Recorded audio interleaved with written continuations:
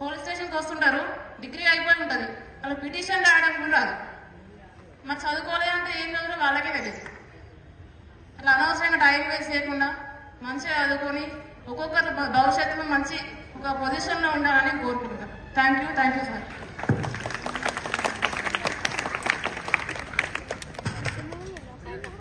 మన కష్టాలకు ఇచ్చేసి డ్రగ్స్ అబ్యూజ్ మీద మనకు అవగాహన కల్పించినటువంటి స్థానిక ఎస్ఐ మేడం గారికి, అదేవిధంగా ఇక్కడికి వచ్చేసినటువంటి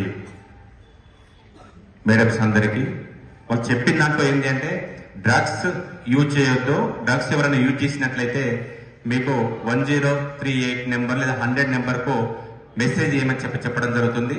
అంతేకాకుండా మీరు స్కూల్లో కానీ స్కూల్ బయట కానీ ఎవరైనా అమ్మాయిలని ముఖ్యంగా మిమ్మల్ని కనుక ఏదన్నా అంటే